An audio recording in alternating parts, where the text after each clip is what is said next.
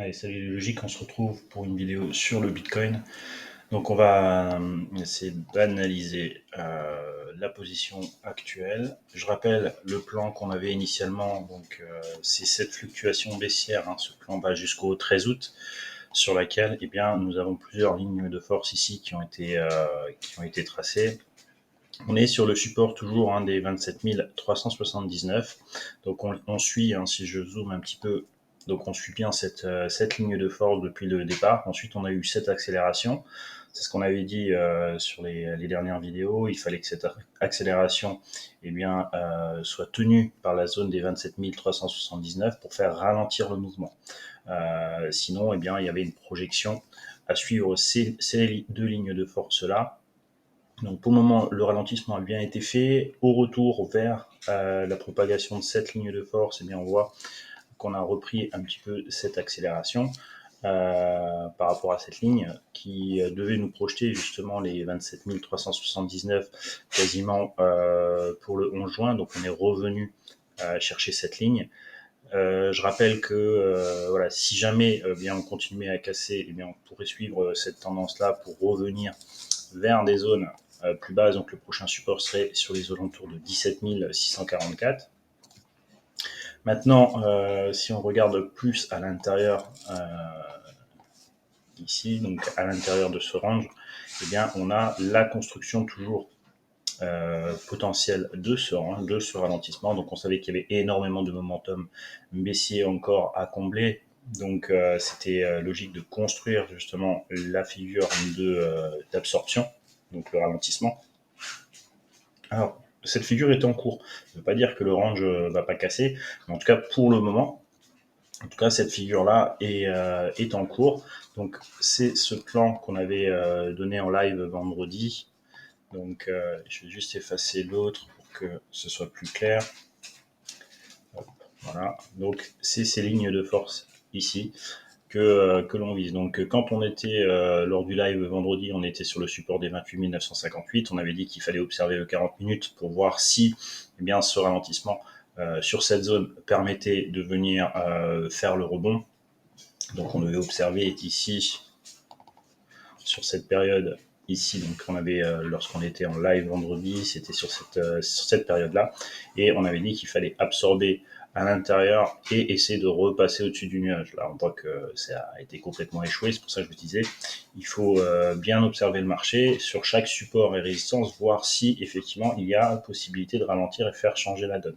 Donc on est exactement maintenant sur notre support également. Donc je reviens en daily.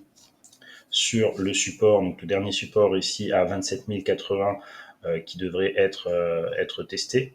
Donc je rappelle, il y a deux zones. Voilà. Hop, votre plan ici, donc on a la target de notre premier plan. On suit en long terme, donc sur 27 379, d'accord, c'est celle qui est en train d'être travaillée actuellement. C'est la zone, justement, c'est la zone qui doit être justement testée. Donc les 23 379. Donc je reviens ici sur cette zone. Donc 23 379. C'est celle qui est juste là en pointillé. Je ne vois pas trop bien, mais bon voilà. C'est cette zone qui est en pointillé, donc c'est celle qui est en train d'être travaillée. Pareil, il va falloir que le 40 minutes absorbe sur ce niveau et donc repasse au-dessus de ces lignes de l'Ichimoku, croise ces lignes de l'Ichimoku. Donc vous voyez qu'il y a énormément de temps encore avant de le faire. Donc ça va être le même principe que cette zone qui a été, donc cette zone ici du 10 juin, 18h au 11 juin, 7h. Donc cette zone qui a été travaillée et ensuite complètement défoncée. Pourquoi? Parce qu'on n'a pas eu le temps, on a juste croisé nos deux lignes ici, mais la Kijun-sen, vous voyez, elle a toujours continué à descendre. D'accord? Tant qu'on voit déjà pas cette ligne-là essayer de remonter, les tenues du support vont être difficiles. D'accord? Donc voilà, donc c'est exactement de la même façon. On est sur les 27 379, donc toujours ce support daily qui est important. On est toujours dans la construction de la fluctuation de la figure de range, donc pas d'inquiétude. Pour nous, c'est la zone des 27 080 qu'on devrait on pensait qu'il allait être testé, donc c'est le cas actuellement, donc il n'y a pas de stress plus que ça pour le moment. En tout cas, ce qui va être important, donc voir si on a la cassure du point le plus bas, les 26 700. Encore une fois, sur ces 26 700, c'est pas gênant si on casse avant le 16 juin, encore même ces points bas, c'est pas trop gênant pour continuer à construire la figure de range. D'accord? Donc quand je parle de figure de range, c'est un range qui viendrait de cette nature, ici, puis remonter. Tout ça, le temps d'absorber toute cette énergie encore baissière, toute cette offre qui est encore excédentaire.